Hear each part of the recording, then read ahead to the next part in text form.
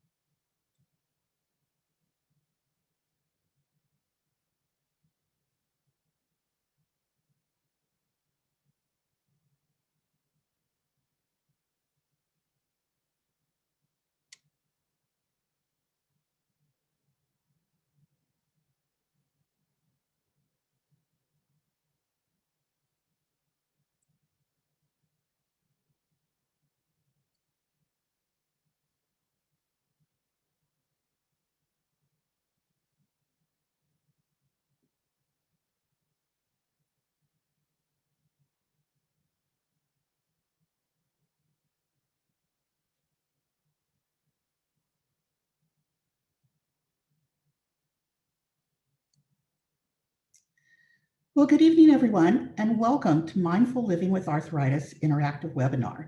My name is Heidi Sittelmeyer, and I'm the Director of Online and Community Connections here at the Arthritis Foundation.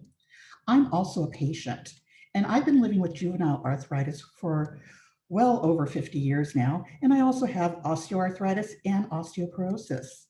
Like many of you here tonight, I've tried alternative therapies to help manage my arthritis symptoms, including acupuncture, massage. I've dabbled in Tai Chi and yoga. I love hydrotherapy and water exercise.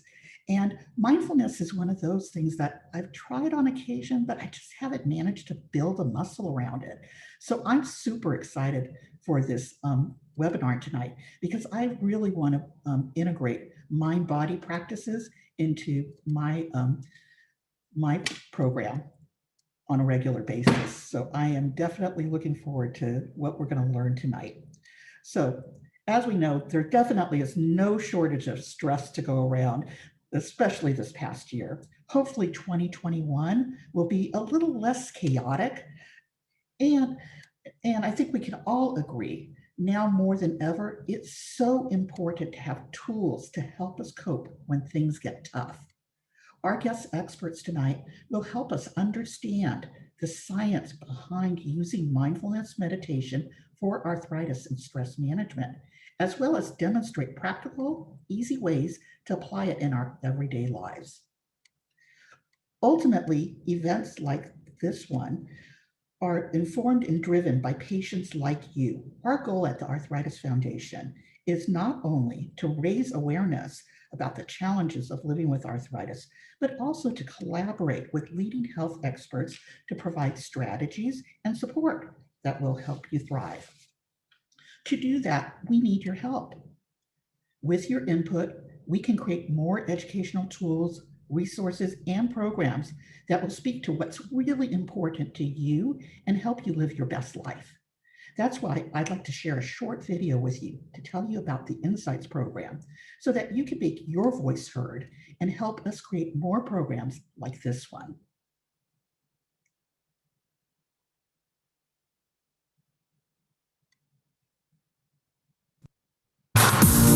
By taking part in the Live Yes Insights Assessment, you help change lives today, including your own. And you help change the future of arthritis. It takes just 10 minutes or less to share your experience and make a difference. Answer simple questions, like how often you felt arthritis pain in the last week. Ongoing insights data from people like you will lead to new resources that ease daily life. Your insights show what kind of support you need in your community. You improve the healthcare system. You focus researchers and others on top priorities. You'll make more research funding possible, leading to new groundbreaking treatments. The power is in your hands to change things now and for the future. This is your opportunity to change the future of arthritis.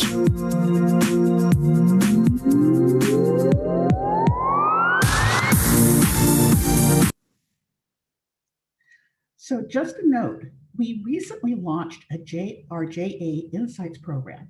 So if you're a parent of a child with JA, we strongly encourage you to enroll in this program as well.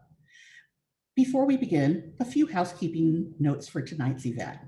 We have muted all attendees for this event, but you can direct any questions you may have throughout the presentation in the Q&A box at the bottom of your screen. We'll reserve time to answer your questions during the presentation and at the end. This webinar will be broken down into two parts. The first part will be led by Dr. Rayal Khan of the University of Southern California Center for Mindfulness Science. He will provide an overview of mindfulness and the research for its application in pain management and other arthritis symptoms, as well as overall health. In the second part, Alex Mizak, Program Manager of USC Center for Mindfulness Study, will guide us through an interactive demonstration with a patient panel. She'll also discuss easy ways to apply mindfulness in your everyday life. After tonight's session, you will receive an email about your experience tonight. These surveys help us to track how the success of these sessions and better plan for other events in the future. So let's get started by introducing our first guest, Dr. Rayal Khan. Dr. Rayal Khan is an associate professor of clinical psychology with the University of Southern California's Department of Psychiatry and Behavioral Science, and the director of USC Center for Mindfulness Science. Dr. Khan has been researching and publishing on the clinical and brain effects of mindfulness and meditative practices throughout his medical and scientific career, as well as teaching mindfulness meditation in group settings for medical professionals and patients. He is affiliated with the USC Brain and Creativity Institute, where he conducts psychological and brain research in the domains of behavioral and psychological interventions, including mindfulness and meditative practices for dealing with everyday stressors, as well as depression and anxiety and substance abuse disorders. Dr. Khan, welcome, and thank you so much for joining us today. Thank you so much, and thank you for the invitation to be here and the introduction. I'm going to share my screen so I can share some slides with everyone.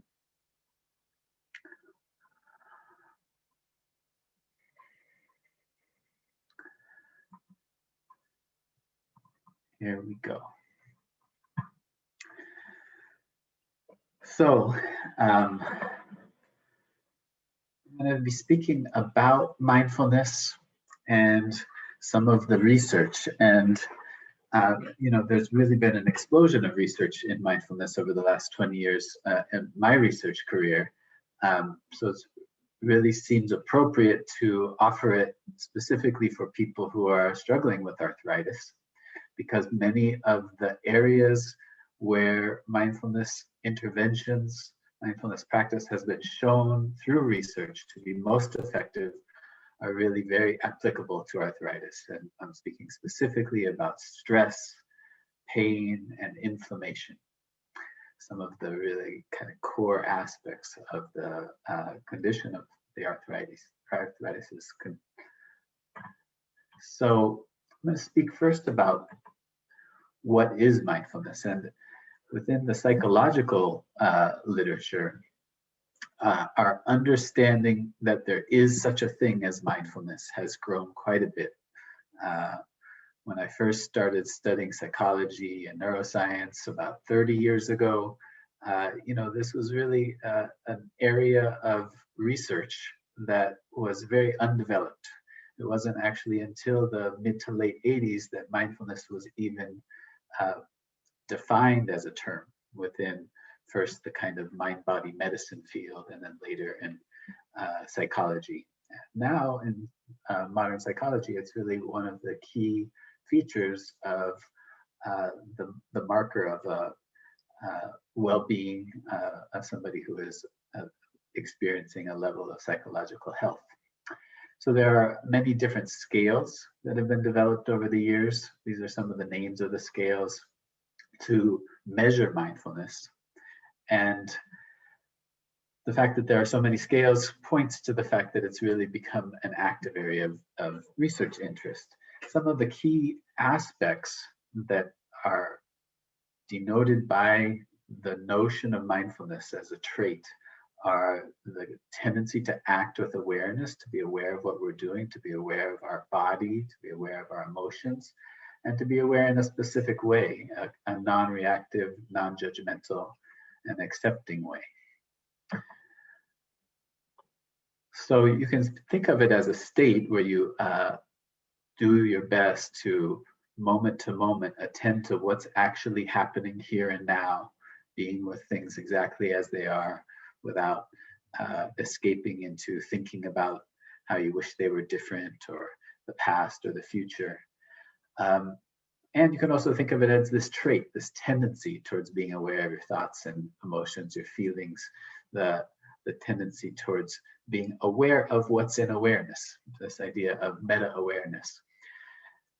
And to be aware in this way that's non-reactive, not identified with the thinking process, but kind of aware that the thinking is happening, and so is a lot of other, there are a lot of other things happening moment to moment. So it's kind of having that spacious awareness within which thoughts are occurring and the body is experiencing its sensations. And then in addition to this state and the trait, there are the specific practices that we now know. If you engage in these practices, you can help grow your capacity for mindfulness, or your tendencies for mindfulness.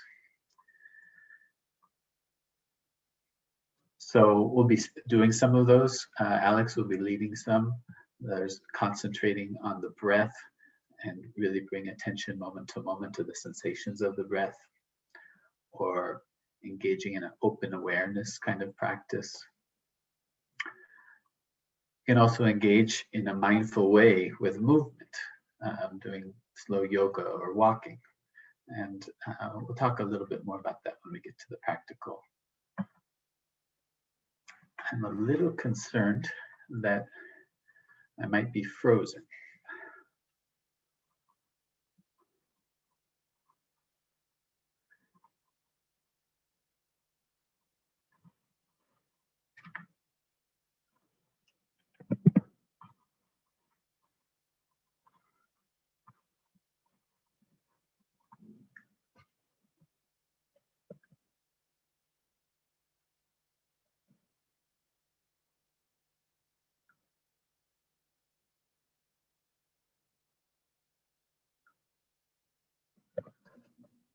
Hi, everyone. We seem to be having some technical difficulties, so bear with us for a minute.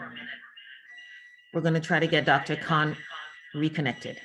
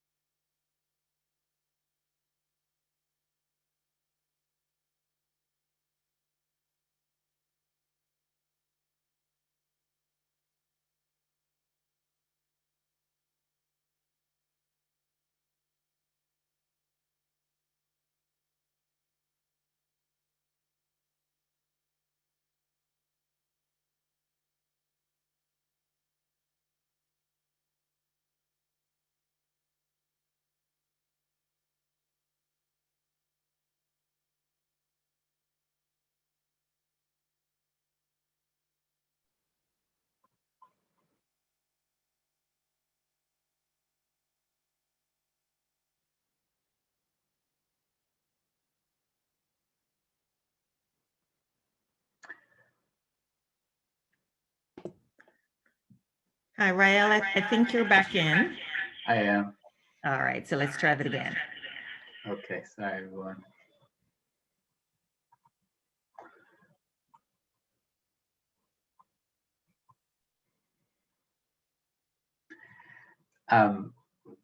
Can one of the moderators tell me,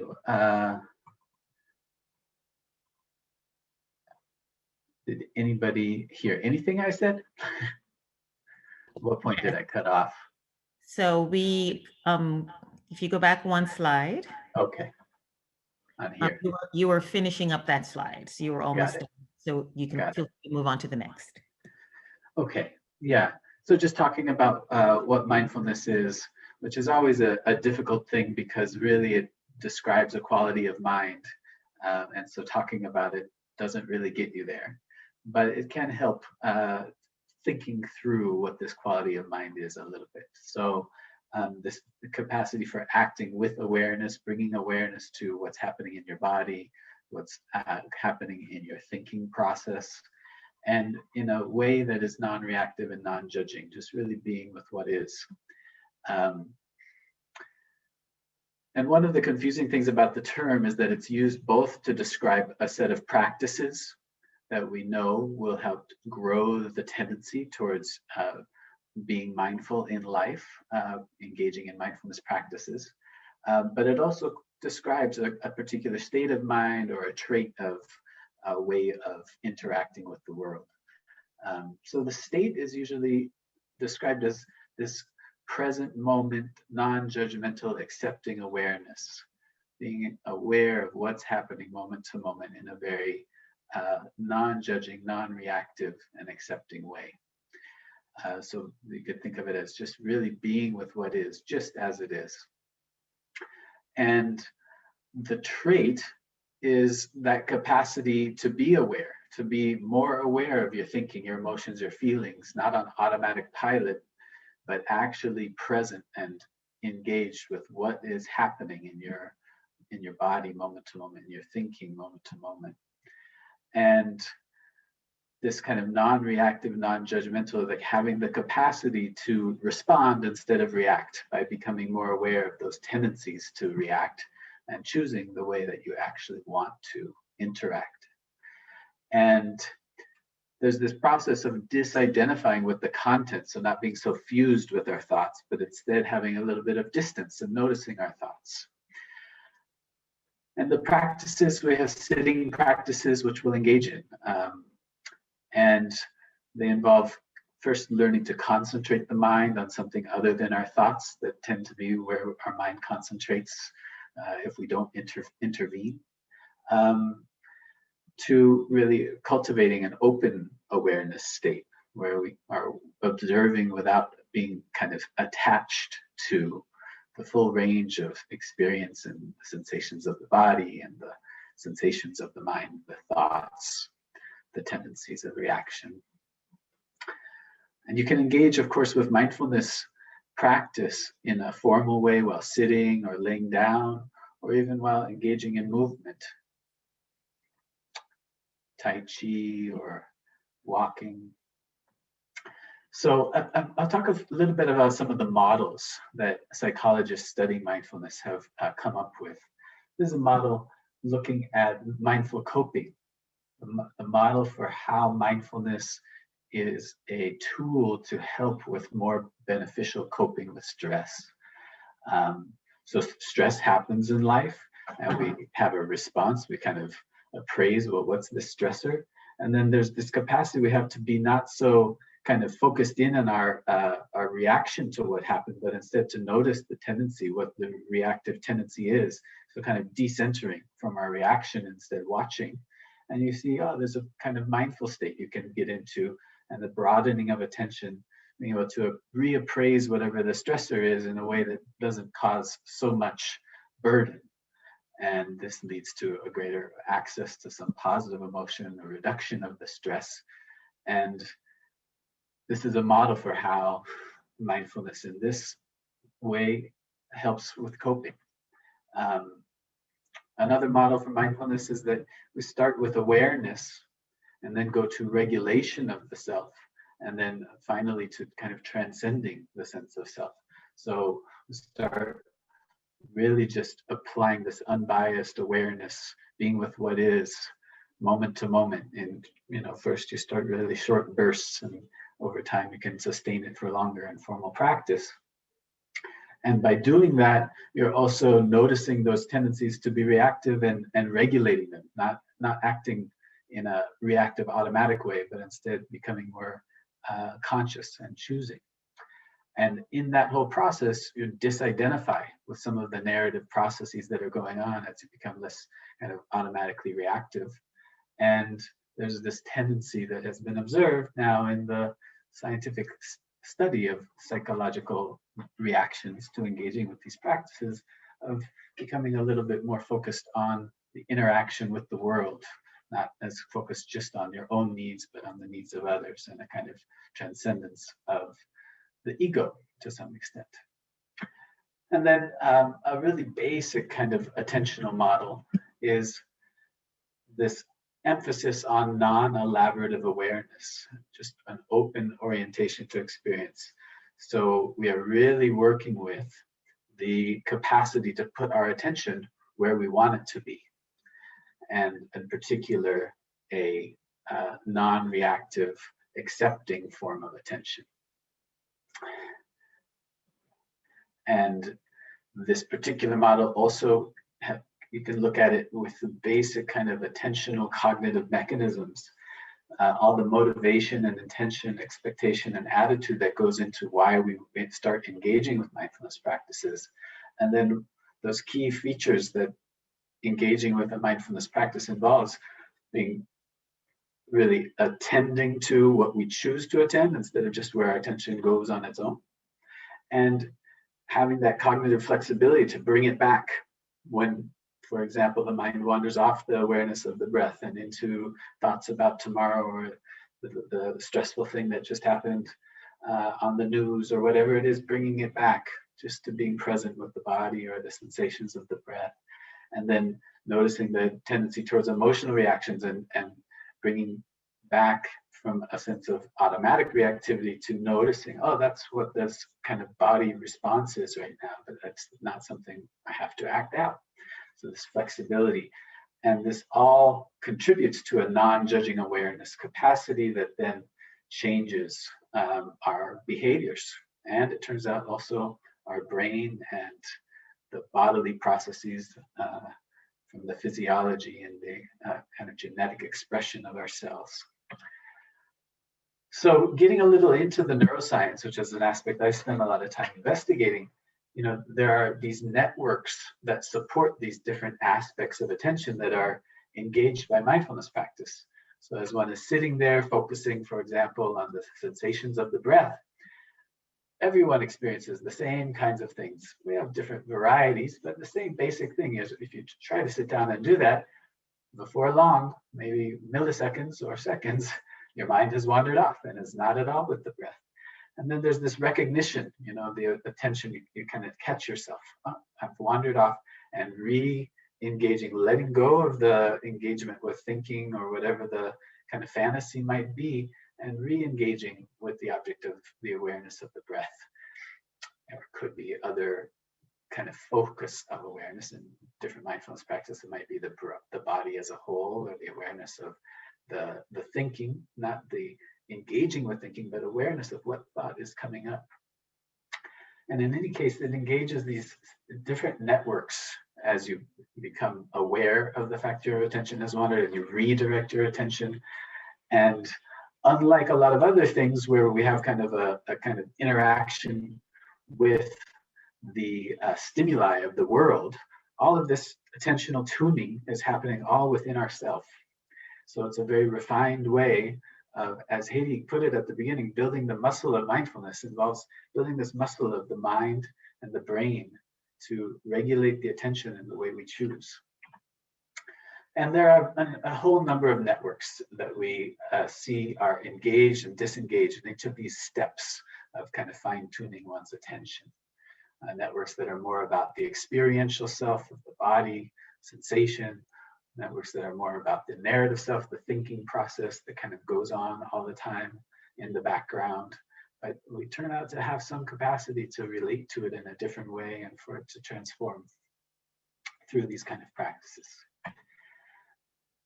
So one of the key networks that's been identified is this network related to the narrative process, the abstract thinking that is such a big part of our mental life.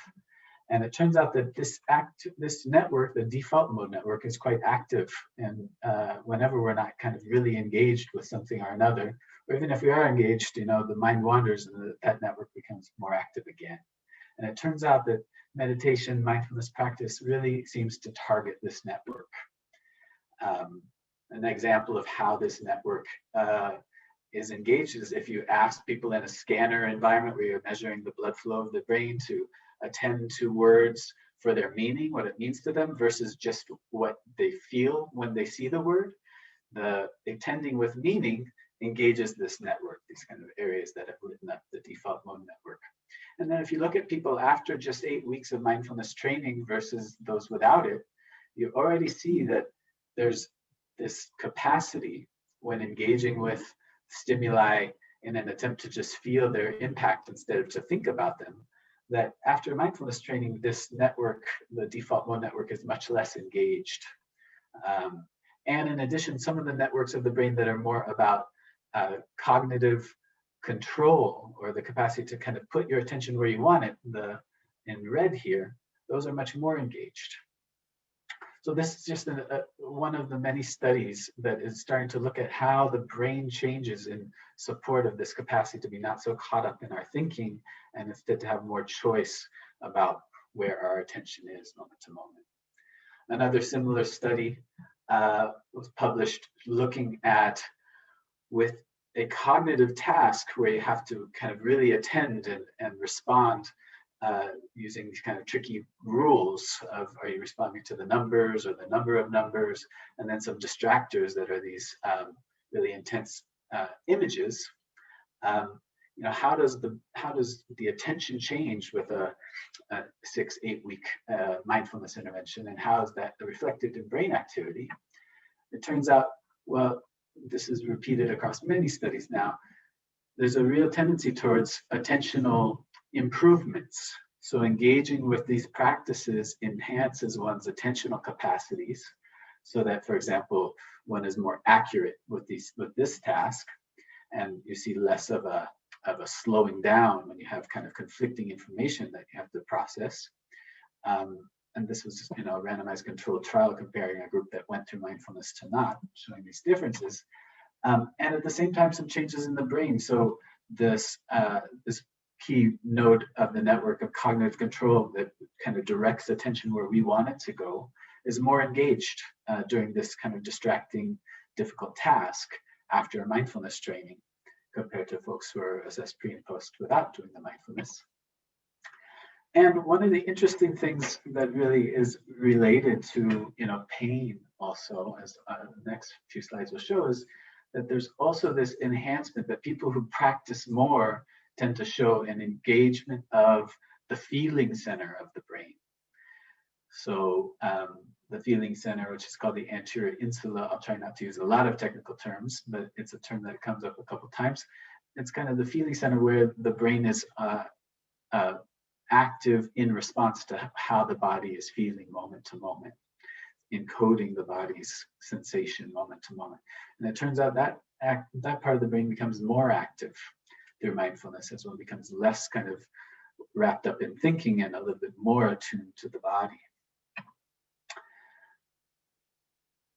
And then a kind of related study, a couple of studies that I wanted to highlight that show some of these brain changes about increasing the kind of cognitive engagement and control modules of the brain seem to be related to some of the really important physiology underlying pain and suffering generally, and particularly related to arthritis, this inflammatory marker. So this is a study where they looked at folks before and after a kind of mindfulness weekend, intensive weekend of some mindfulness training for beginners. They showed that the kind of cognitive control network was more in communication with the default mode, kind of decreasing its tendency to kind of go off wherever it wants, instead kind of a little more hooked up to attentional control. And the degree to which that increase of the kind of cognitive control communication with the default mode network was related to decreases of inflammatory marker called IL-6. And of course, inflammation is something that we now know it's not just in arthritis and other kind of classic inflammatory conditions, but really everyday stress is associated with some degree of inflammation or depression, different psychiatric illnesses. So it was really of general relevance. And another recent study, this time in folks with cancer going through a mindfulness intervention, they found and this just came out a few weeks ago, it's such an active area, but starting to hook up, some of the changes of brain activity to the changes of inflammation and markers of bodily well-being. Here they looked at the response of the brain to angry faces versus pleasant scenery, and saw that comparing pre and post the mindfulness training, there was a decrease in the kind of fear center reactivity to angry faces in the scanner. And at the same time, an increase in the reward center activity to pleasant images. And the degree to which the brain became more attuned to and kind of showing this reward response to pleasant images was associated with decreases of some of these classic inflammatory markers, IL-6 and CRP in this case. So again, showing this retuning of the brain, in this case related to our ability to kind of gain appreciation for what we are experiencing more moment to moment and have some sense of reward, seems to be related to the balancing of some of the body's inflammatory dysregulation. And now getting right to the heart of the pain. There have been a number of studies both on subjective perception of pain, as well as specifically how pain is responded to in a neuroimaging environment to see how does the brain respond to pain and how is it changed through mindfulness. And there's a study showing even short-term training over the course of just a week or two, regular practice with painful stimuli applied in the scanner environment. You see that those who went through the mindfulness practice have a decrease in the intensity of their pain and the degree to which it's unpleasant, these two aspects of the intensity of pain, and then how unpleasant is that pain right now. And as many of you will probably recognize, depending on your mood, sometimes the same intensity of pain can be more or less unpleasant. And that's really one of the things that mindfulness is first starting to do, is to disentangle the sensation itself from our reaction and response and the kind of unpleasant evaluation of the pain. But both of those things are reduced through mindfulness, especially the unpleasantness. And it turns out that some of the key areas that are responsive to sensing body sensations and pain in particular are actually increased after the mindfulness training in association with a decrease of the pain intensity. So kind of counterintuitive, but related to the notion that we are becoming more attuned to the body sensation, not turning off or becoming less aware, but more aware. It's just that in that process of becoming more aware, we're also becoming more accepting. And that may be mediated through the kind of control networks, this frontal area that is called the OFC here, that also becomes more active in association with the decrease of the unpleasantness. So one more measure of this kind of cognitive control enhancement that helps to tamp down the unpleasantness of these kinds of stimuli in the environment. And then looking really just directly at inflammation, we see that there's a reduction at the genetic level in the expression of inflammatory inflammatory genes. This is a very busy slide, but the bottom line is that a number of these genes that are related to the expression of inflammation in the bodily tissues are actually decreased in their expression just over the course of an intensive day of meditation, pointing to the fact that probably if you engage in these practices over the long haul, there's going to be some effect as well.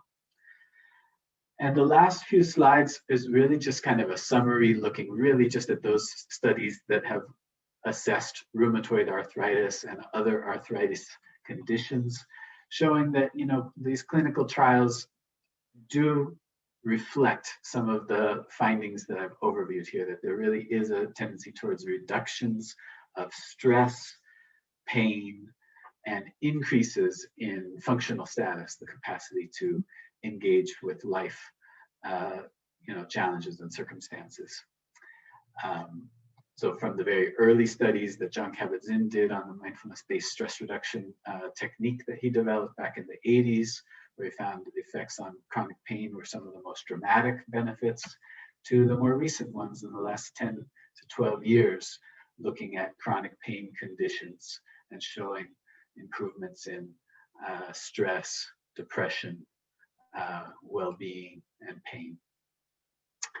And I'm just going to wrap it up with, these are a couple of just additional studies looking at rheumatoid arthritis specifically, showing these improvements that are already evident in this case after a couple of weeks, a couple of months, but then at 6 months become very evident comparing the two groups on depression and psychological distress. And one last thing I want to bring attention to is self-compassion. And I'm going to end here.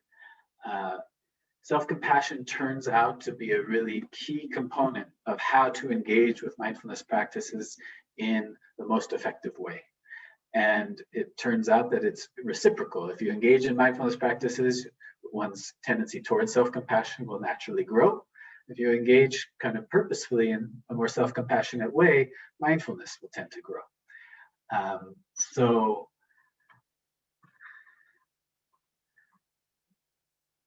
the notion of self-compassion is self-kindness versus self-judgment, experiencing our common humanity versus our sense of isolation, and experiencing this ability to kind of be not so identified with our thinking and our reactions, and instead being in this space of a kind of non-reactive, even awareness with what is moment to moment. So that's it. And I would like to turn it over to the next presenter.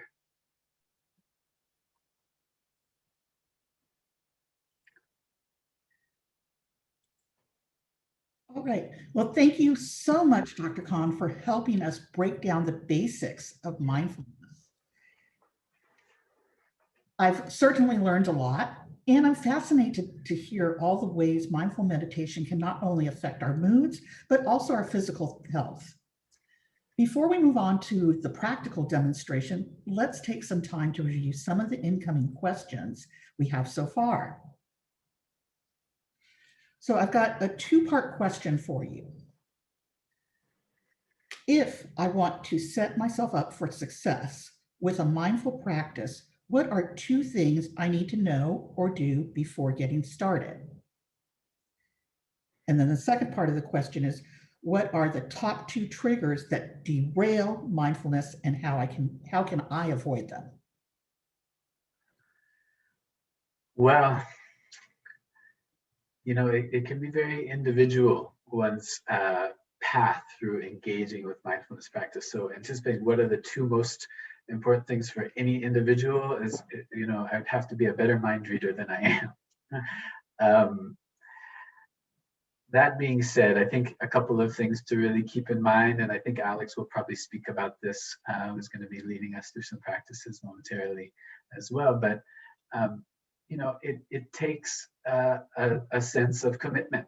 You know, even if it is just 5 or 10 minutes a day to start, that is that is a real change of pattern to devote to oneself in this really unusual way of, taking some time, no distraction, just to be with oneself and just to attend to the inner world in this way. So I think acknowledging, it's going to take a real commitment, and oftentimes at the beginning, one way to help accomplish a change of this kind is to have a discussion with those people in your house who your change of a pattern will affect, and get some sense of alignment that they're okay with that.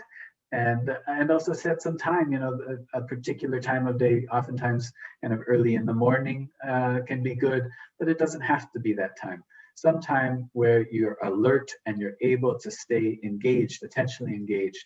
There's one thing about mindfulness that can be, a hindrance, as that second part of the question pointed to, is the tendency towards just kind of relaxing and falling asleep.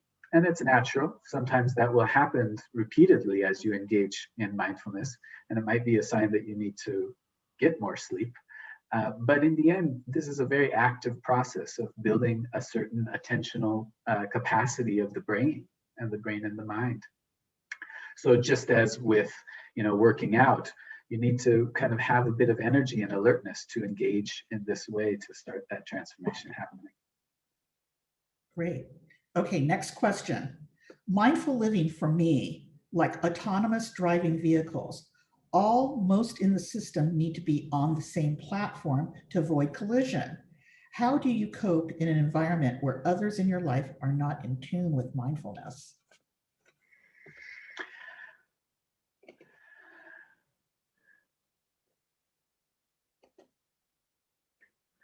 One needs to accept that things are as they are.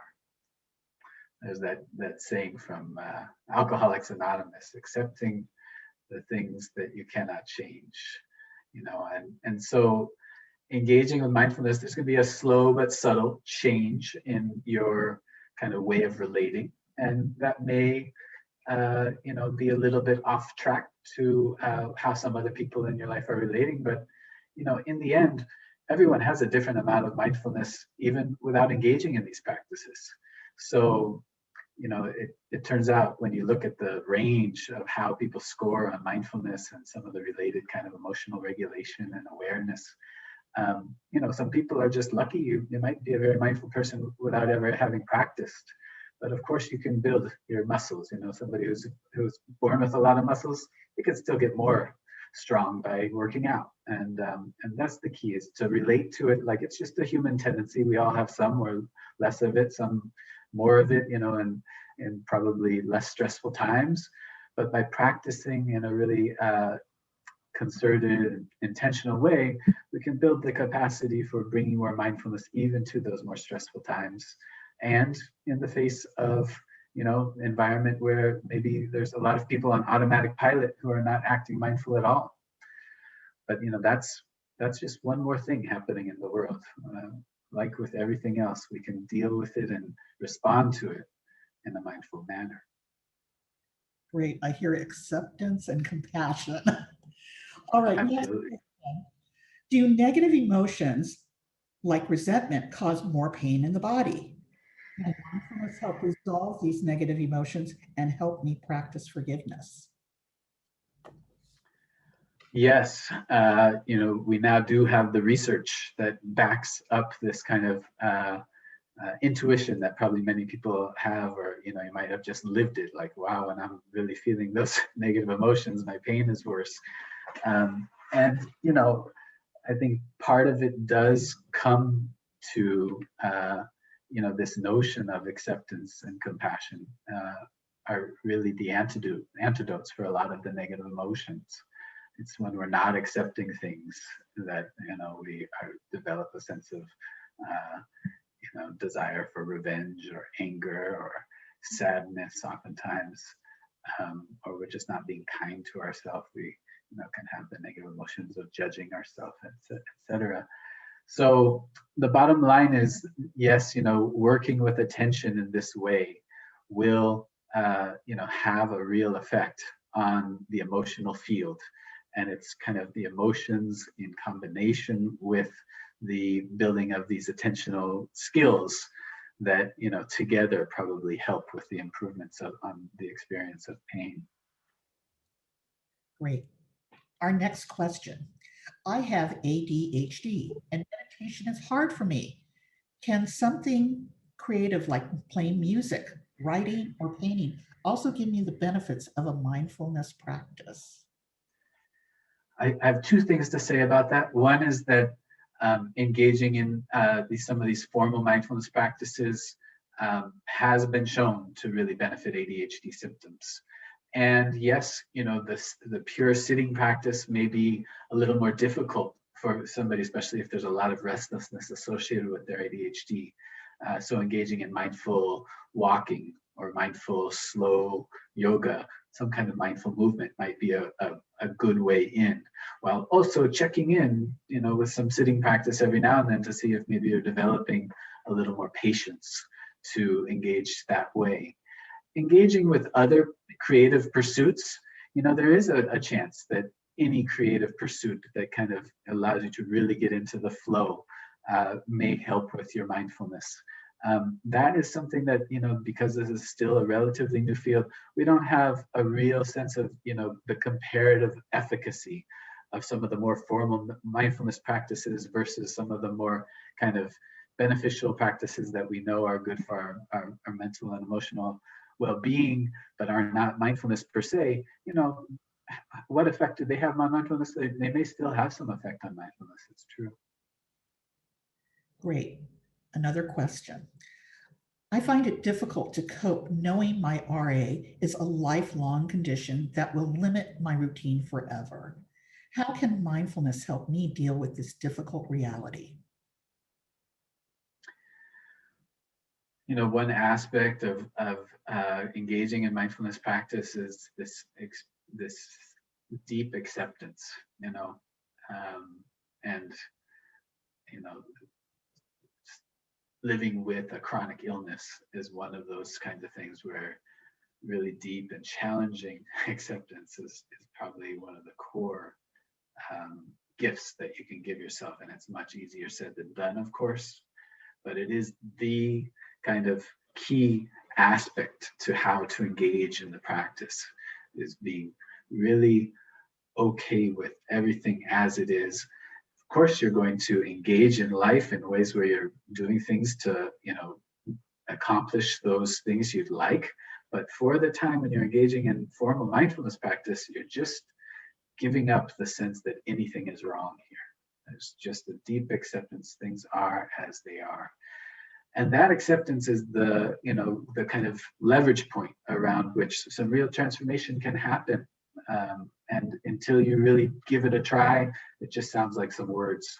But I can say, you know, having spoken to a lot of people, it is a phenomenon that you can experience in yourself. Great. And our final question, and then we'll move on to the next section. So, how can I use mindfulness to help me adapt to change, like a move or a new job?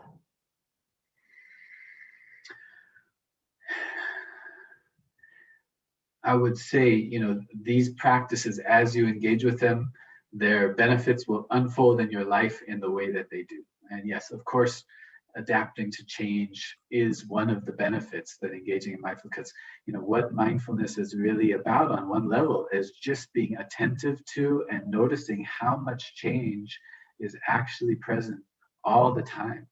You know, each and every moment, change.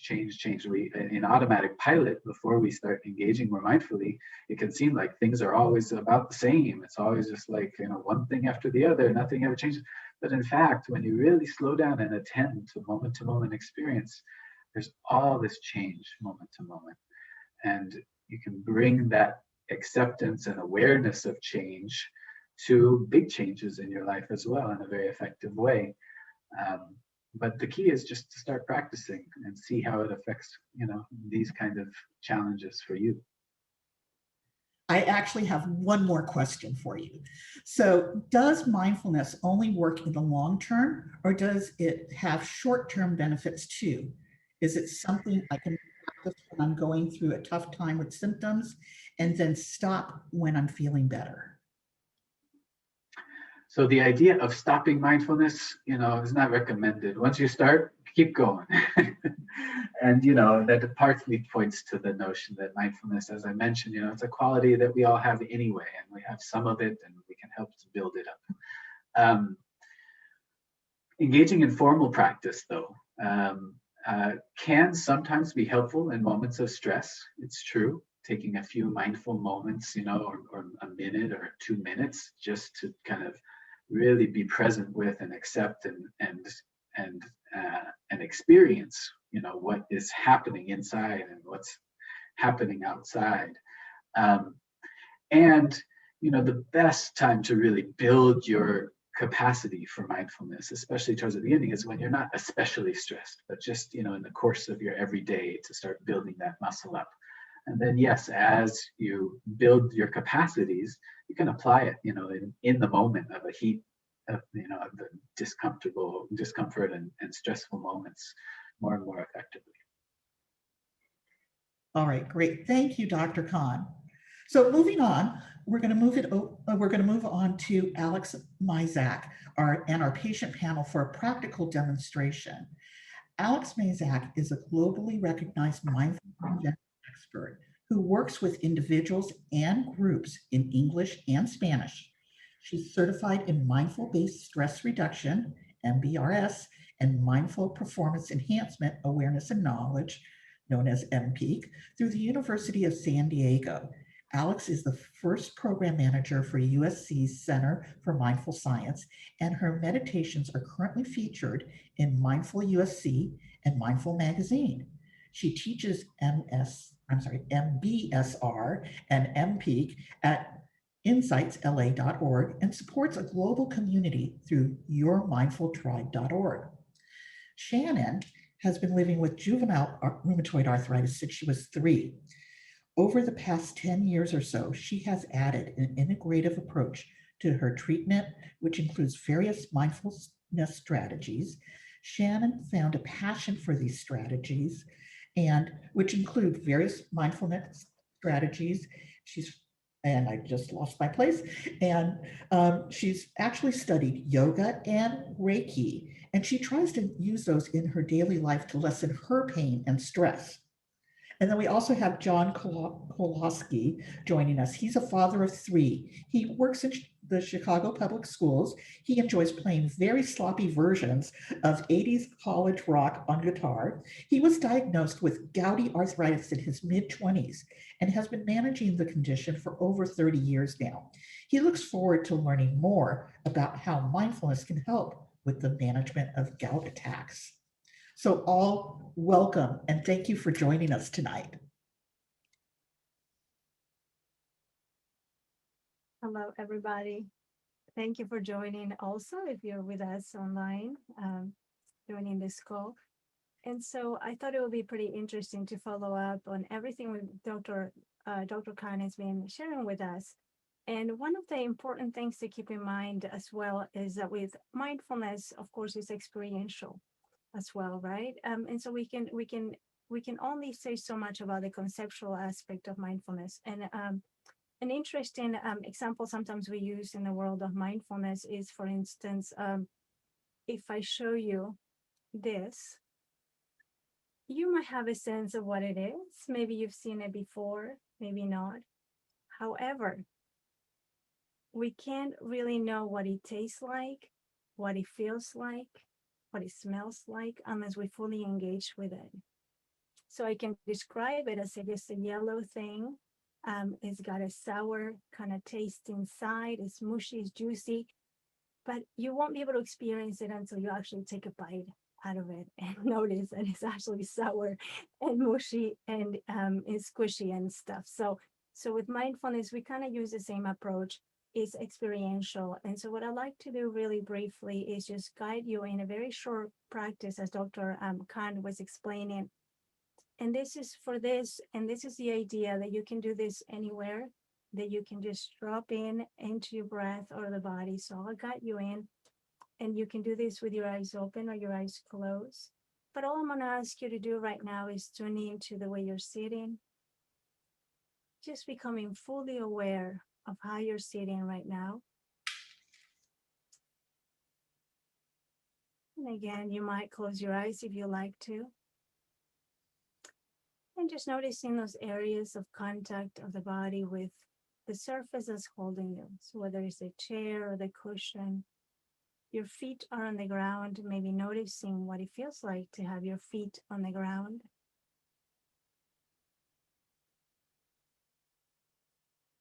And just for a moment, let's hang in here with the body, fully arriving to the moment. So mindfulness is something that needs to be experienced. And so this is it. This is our practice. And I'm going to ask you to just come in and notice if there's any tension in the body, any tightness anywhere.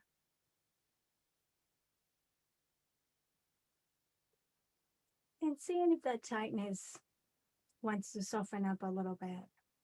So maybe releasing the jaw, dropping the shoulders. You can do this by taking in a deep breath if you like. And exhaling all that tension out.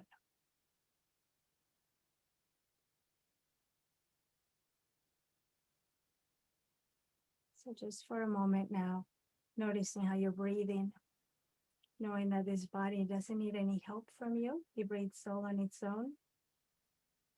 Just allowing yourself to be engaged in this process by paying attention to the breath.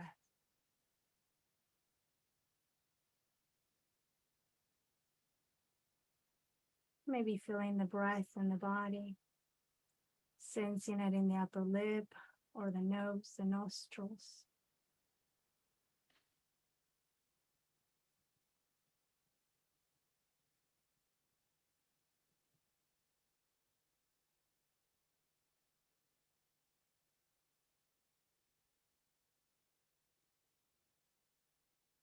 You might notice that there's maybe some thinking going on.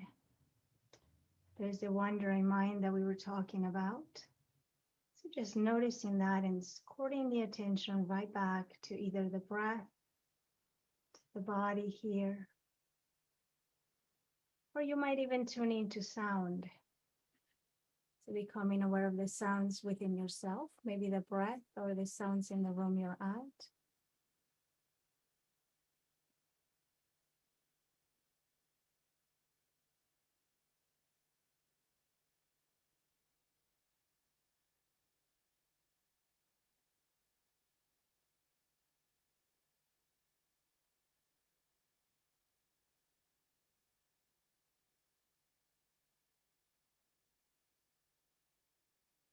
And at this moment, you don't have to worry about anything. I'm keeping track of time for you.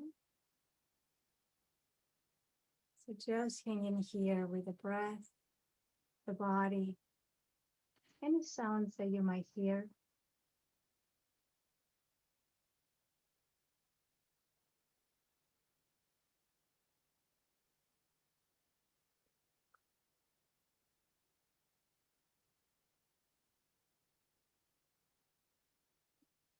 If you notice any resistance to this, that's okay. Just noticing that, coming back once again and again to this moment, the breath, the body, the sounds.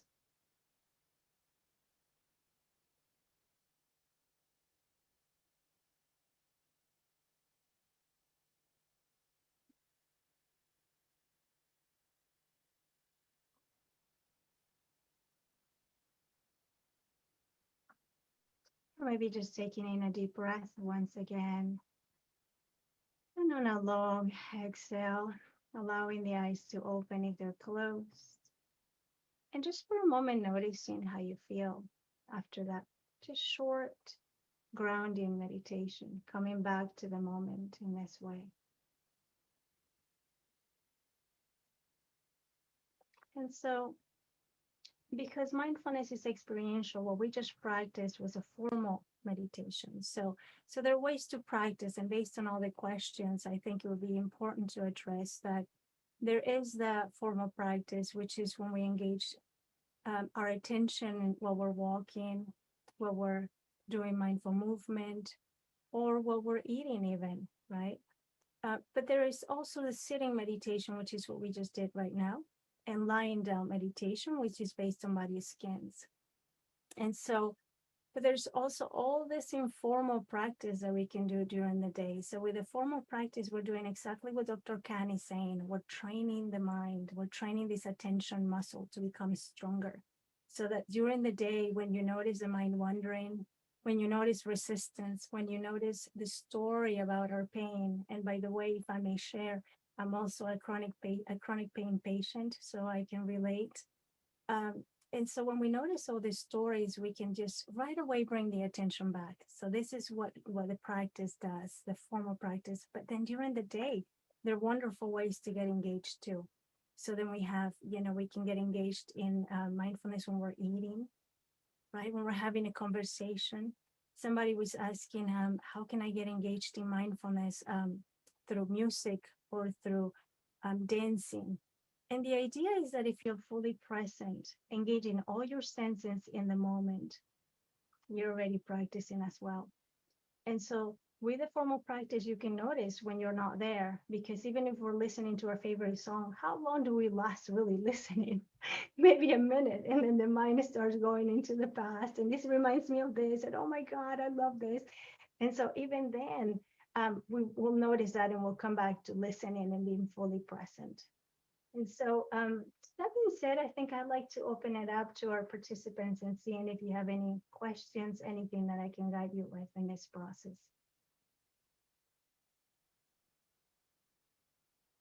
Jim or Shannon, do you want to go first, or I can jump in?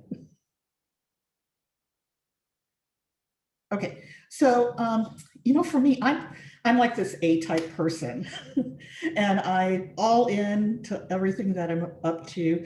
I've got a full life, so balancing work life and then being a patient who has multiple comorbidities, it really gets challenging. And then slap on COVID, it's just been like just a lot of stress. So, how can I, and then I want to practice mindfulness, but I just haven't figured out a way to really incorporate it. So what tips do you have? Yeah, thank you so much, Heidi. That's a great question, really. With everything that's going on with the pandemic and how stressful our lives are right now, it could be kind of hard to get a start or even to notice how we can practice. And so one thing that I can say is that by just even doing the simple exercise that we just did, and so sitting for just a few moments, even just noticing how you're sitting, noticing how the clothing is felt in the body, noticing your feet in the ground if they're in the ground, and really tuning into the sensation in the body is really important. Now that becomes overwhelming because, of course, with our pain, the last thing we want to hear is that tune into the body, right? But this could be really helpful in how we relate to pain itself. So mindfulness is really how we relate to things. How do we relate to our pain? How do we relate to our stress? What is it that I consider stress? So these are some things to keep in mind. And through the practice, even through sitting 5 minutes, 10 minutes with yourself, you'll be able to know the really slightest hints of when you're stressed. For instance, you might notice body changes such as your heart beating fast, right? Or sweating, or your blood pressure going up. So all these things you learn to notice. And so at that moment you can choose. Now you have a choice to take care of yourself. Does that make sense, Heidi? That does. And Yeah. I know, yeah, and I know for one of myself, like one of my cues is when my shoulders like are up on my ears, it's like I become really stressed. So Exactly. You're not alone. back down for me. So thank you. Yeah, thank you. You're not alone in that. Yeah. Jim or Shannon? Any other questions? Of course. So something that I struggle with is sleeping.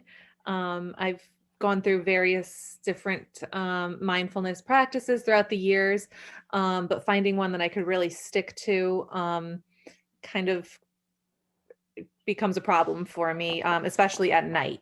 Do you have any suggestions for that? Yeah. Oh my goodness. This is a really good question. Just as we speak about this, last night I had that problem. So I had plenty of time to explore and experience this. And so one of the things is just to become aware as you practice, even the simple exercise, you'll notice the narrative in the mind. You notice it, you start noticing the tension in the body. So a lot of the times when we go to sleep, what happens is that the mind is still planning, the mind is still doing. And so if I may ask you is, what happens when you can't sleep? What have you noticed?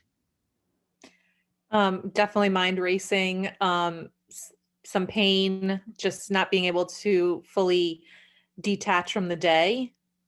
Those are basically my big ones. And then, of course, the anxiety potentially of something going on the next day, if there's something going on the next day. Yeah, exactly. So the mind going to the future, the mind going to the past, and then the pain that brings us back to the moment, believe it or not, right? Is so present. And so what we can do when you notice this and you notice a narrative in the mind, one of the things that often happens is that we start resisting the fact that we can't go to sleep. We get on the way. It's like, I have to go to sleep. Oh my God. It's like me last night. I was like, oh my God, it's an hour now, it's a half hour now, and the mind and we're fighting this fight that we cannot win, because the more it's like feeding the fire, right? Now every time we put the resistance up, we're feeding that fire, and it just becomes a battle that we cannot win. So the one thing that I would say that you can try, it's to just acknowledge that there's a lot of thinking. And so Dr. Khan was talking a lot about compassion towards the end. And this is one of the things that we can bring just compassion to this mind. There you go, planning, right? And bring a little bit of sense of humor to it, right? And last night I just can't stop laughing at it. It's like, come on, seriously, right? So bring a little bit of sense of humor and just go, there you go, planning, there you go, worrying. And we're talking to the mind. You're not even talking to you. That this is a normal function of the mind. The mind will wander, and mostly if we have a lot to do and the entire day is about planning, the mind doesn't know how to disconnect from that. Right. So it doesn't get the message. You're tired, it's time to go to sleep. So the more you practice the more you practice formally, the more you will notice also when the mind is racing, even before you go to bed. And so at that time, maybe a mindful walk, right? Maybe a little bit of a mindful movement can help before you go to bed. And also another thing that can help you is to just allow yourself to notice that you're resisting things the way they are, because we are at that moment. We want things to be one way and they're not. And this also is what brings that resilience eventually from mindfulness, because now we're, oh well, if I can put up with me not sleeping for a couple of hours, I think I can put up with a lot of things. And so we become quite resilient in that way. Does that make sense, Shannon? It does. Yes. Thank you. Thank you. Good question. I had one. When somebody mentioned earlier in the earlier questions about having ADHD, me too. And I'm at work sometimes, and I can feel, if I feel an attack coming on, like maybe the stiffness starts, or maybe the pain has even begun, I'll start focusing on that. And as you just said, Alex, pouring gas on the fire, like that just becomes this thing that I start spinning on the pain. And it isn't always the pain. It could be anything distracting me. But the onset of a gout attack, yeah, that'll grab my attention.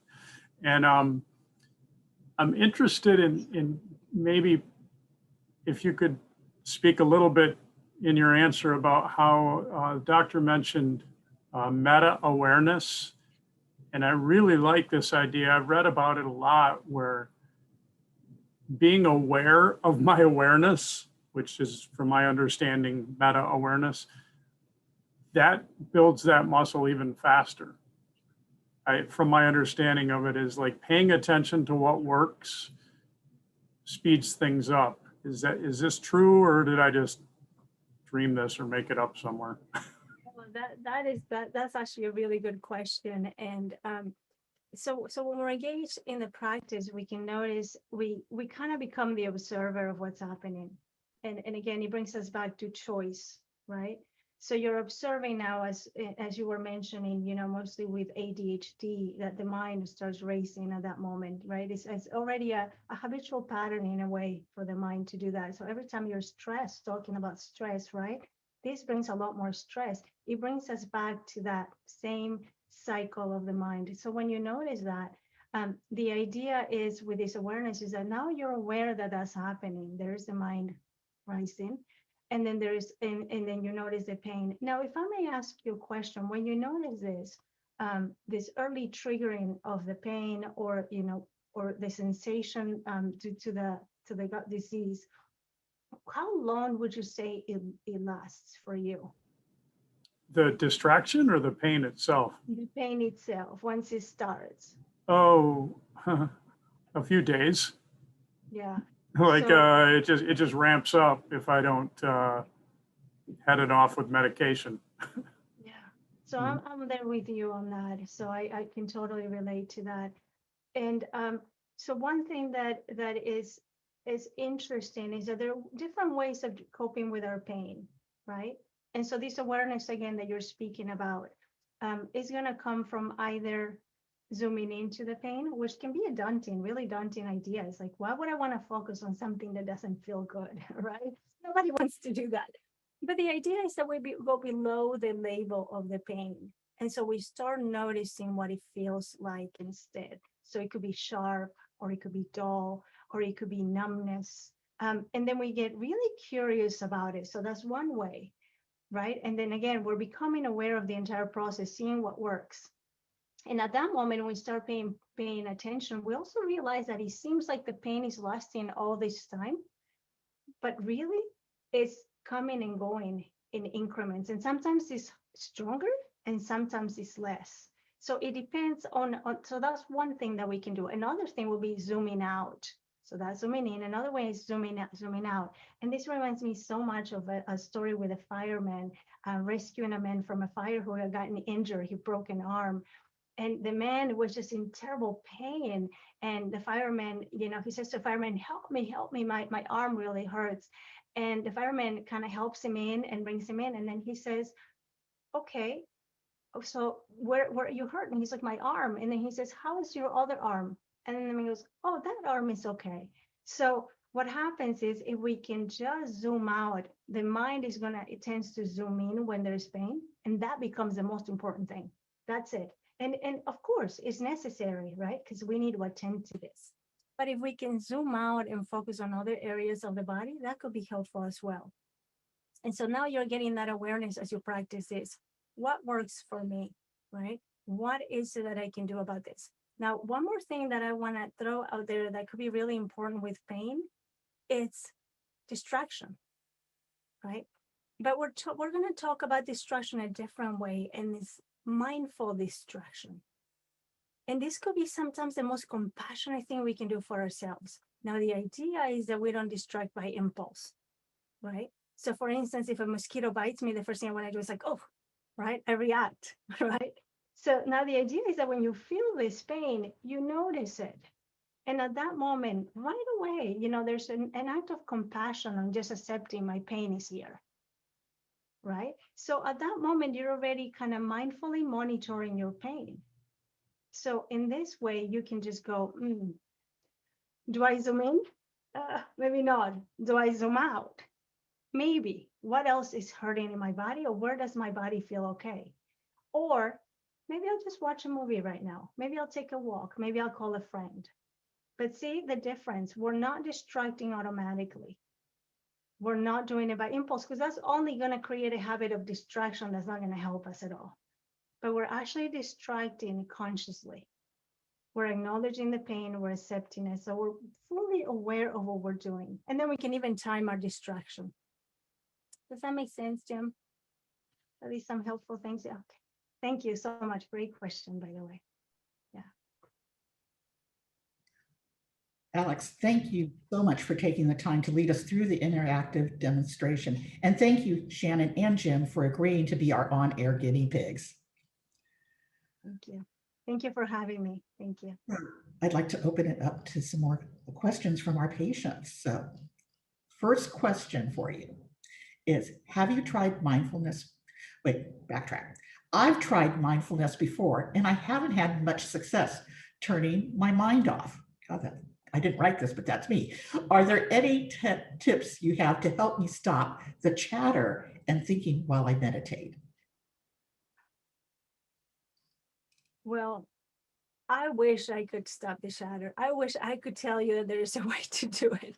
But the truth is that what we're doing really is noticing the chatter, noticing what's happening. So with mindfulness, we're never turning off things. We're actually quiet a bit, quite the opposite. Sorry, we are actually approaching things in a different way. We're saying, how do I relate now to that chatter itself? Oh, there it is again. And so there's that non-judgmental component that Dr. Khan was talking about, right? Paying attention and noticing that awareness arises. Oh, there is a chatter, but I'm going to just maybe notice where my mind went and come back to the breath. So that's all we're doing. Every time you notice that, you come back once again and again. Trying to shut it off. Gosh, if you find a way, please let me know. I think it would be very hard, but noticing could be a lot easier. Just notice that, just come back. And that, again, that in itself is an act of kindness and acceptance and self-compassion, which are very healing components of mindfulness. So I hope that answers your question. Great. And what I hear is definitely for myself, taking in kindness and not making it wrong. So the next question we have is, I have severe pain in multiple areas of my body, and I find it difficult to shut my mind off from all these areas when I'm meditating. Any tips? Yeah. So again, it goes back to that idea or the fact that when there's pain, the mind is going to focus on it. And so I think what would be useful is to try some of the things that we were talking about. Maybe trying the zooming in, and that most of the time we want to find out the front door if we say zooming into pain, but really seeing if we can play around with the idea. The idea is that we can see, how am I relating to this pain? This is what was causing much of the suffering, that there's always story behind it. I used to be able to do this, now I can't. Now what am I going to do with this pain? I have to get up tomorrow and do this, and now I'm not going to be able to do it, right? And so all these things are important to be noticed, because this is how we're relating to pain, and this is creating that resistance again, and adding more to that fire, as we were saying. So just noticing that and coming back, and maybe a thing to do will be seeing if you can tap into something else. So zooming out, noticing sound, noticing the breath if that's accessible for you, or noticing the areas of the body that are not hurting. So that could be helpful. Yeah. Okay. Thank you. Great. Our next question, is there a best time to meditate? Morning, evening? Can you break meditating up into chunks throughout the day? Or is it better to meditate longer at once? Yeah, this is a question that comes up so much during that 8-week program that Dr. Khan was talking about, because we require a 45-minute body scan a day. And so now I personally believe that a little bit is better than nothing. So if you can break it down during the day, if it's impossible for you to sit there, and sometimes to begin, it could be daunting to sit there for 45 minutes. And so I always say to class participants, aim to the 45 minutes, but if you can do 10, 15, do that. Because if I say only do 10, we're going to do 5. That's just how the mind works, right? If I say 5, we're going to do 1 minute. And so really noticing that, where are you at? And then if you can do increments, that's fine too. So practice is better than no practice. So do something instead of nothing. Yes, definitely. Thank you. Great. Our next question is, what are some mindfulness practices or techniques for morning to help set up the rest of my day? Mindful eating breakfast, shower meditations, stretching on the bed? Yeah, good question. I think this goes back to what Dr. Khan was saying again about, it's very individual of what works for you. And so maybe what might work for you will be, as you said, stretching. As soon as you open your eyes, do that stretch, feel the body, kind of wake up to the senses in the body as you feel the stretch. And then and I think you answered your own question, by the way. Eating would be a good practice too. But if you can just do a little bit of formal practice in between will be nice. So as you're stretching, maybe tune into the breath, just noticing the breath, or noticing, sometimes for me, I can hear the birds outside, and I'll just tune into the birds for a little bit. And this is, again, creating space in between the thoughts. So we're creating space so that our life is not so stressful with so much thinking, so much narrative, so much story. And so just finding what works for you, but really tuning into the moment as you go through the day is ideal. But what works for you is, I think, the best way to do this. Yeah, thank you. So the next question, my pain makes me anxious and sometimes causes panic attacks. What are some tips to help me from spiraling? Yeah, you're not alone on that. So let me tell you that. It's adding another layer. We have this say that we constantly share in mindfulness, and it's like the double arrow theory, right? There is the first arrow will be, wow, there is pain, and we acknowledge that. The second arrow is, oh my God, there is pain, and there's more pain, and there's more pain, and now it's what I was saying, the story of the pain.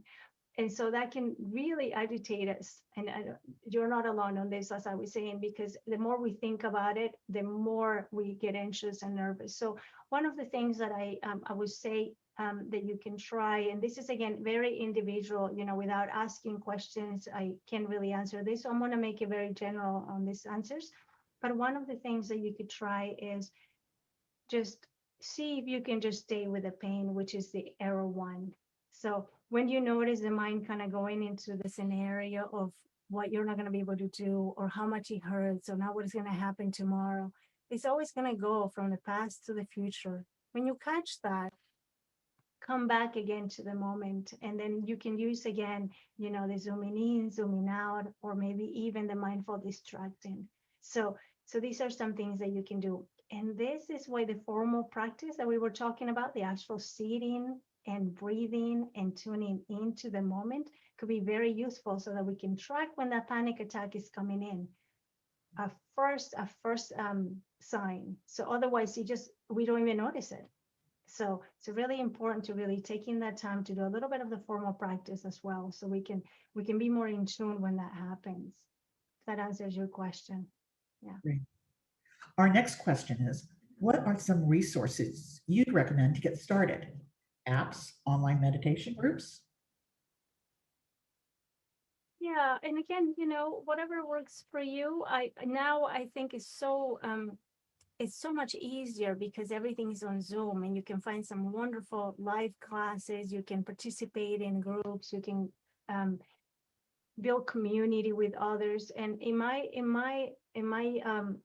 experience, practicing in community can be really helpful on supporting each other and creating that, practicing with like minds that are doing the same. And that goes again to addressing even the question of, like, what do you do when others at home are not practicing? Doesn't matter. I have my community I practice with, right? that kind of idea. And so that could be helpful. But whatever works for you really it's what it is important. So try different things and see what happens. Also, a really useful thing will be to really take a class if you're new that gets you started. Whether it's 5 weeks, whether it's 6 weeks, whether it's 8 weeks. Really register and really committing to the time, as Dr. Khan was saying, could be really important as well. Yeah. Thank you. Great. Our next question.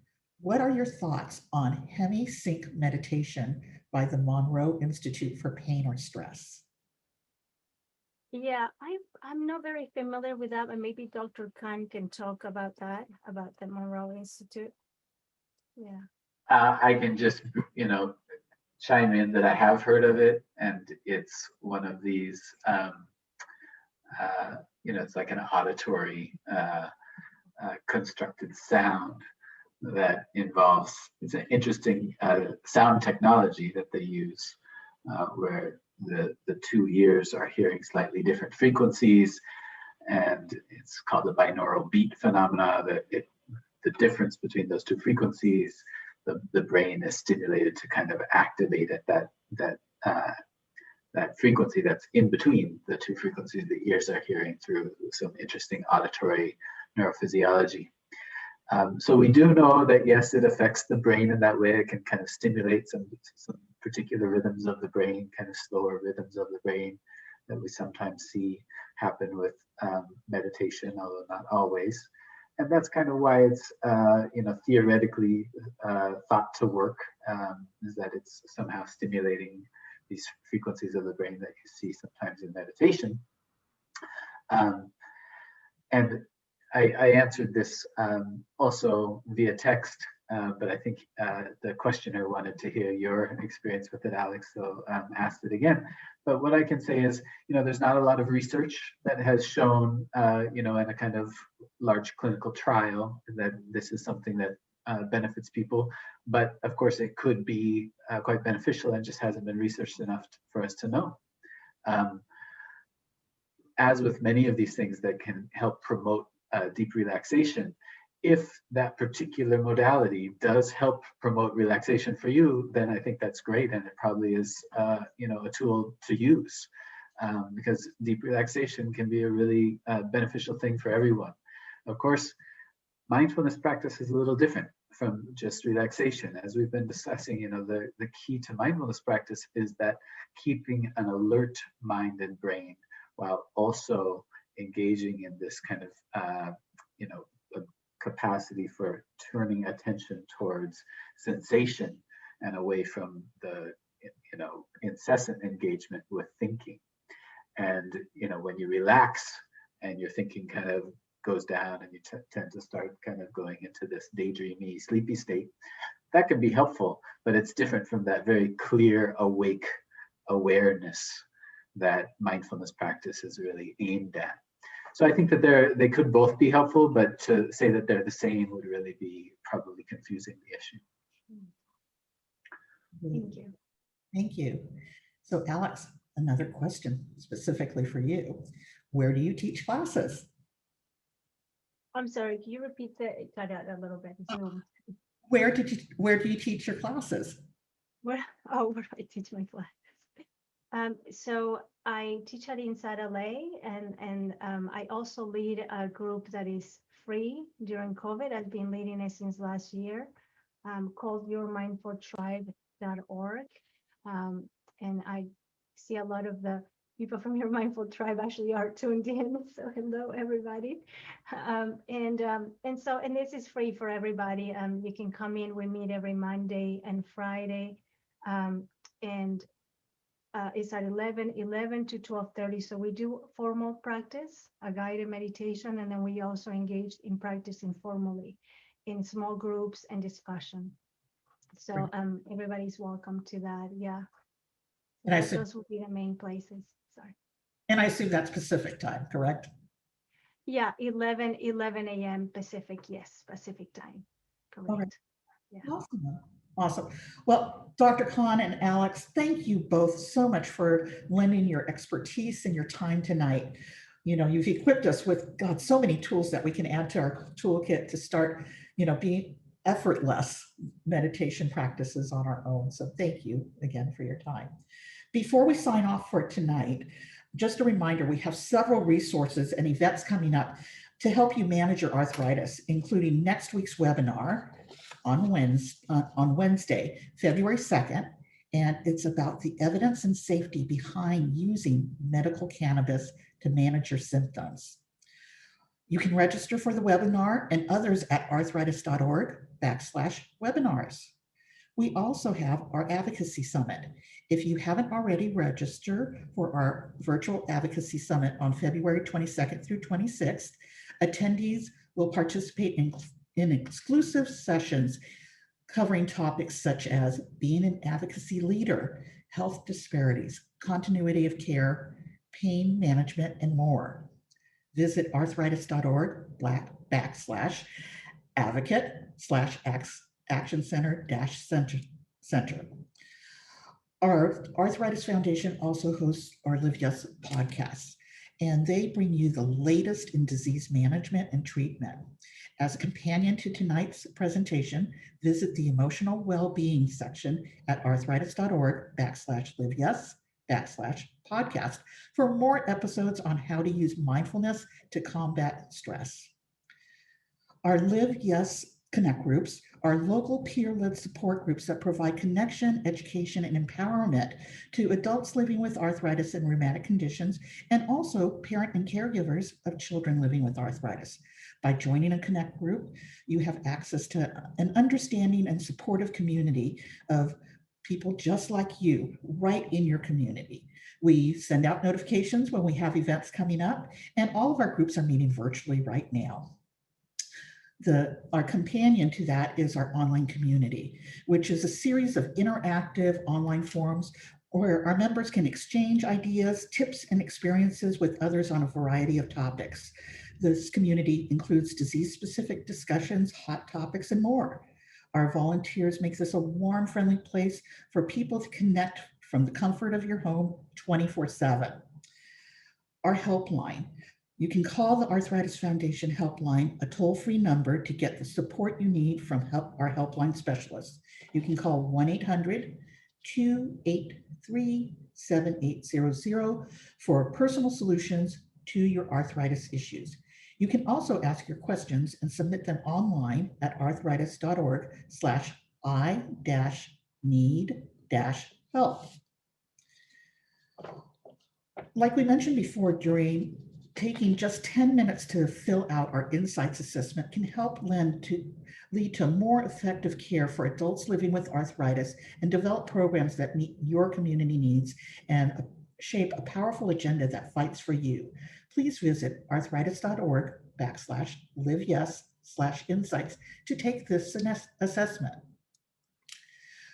So we've had a great agenda today. And as a closing reminder, please note that in a couple days, you will receive a survey asking about your experience. Please take the time to fill out the survey completely and honestly so we can best serve you in the future. Your feedback helps us to improve education events to help you with your needs and wants. So thank you for joining us tonight and take care. Have a wonderful evening.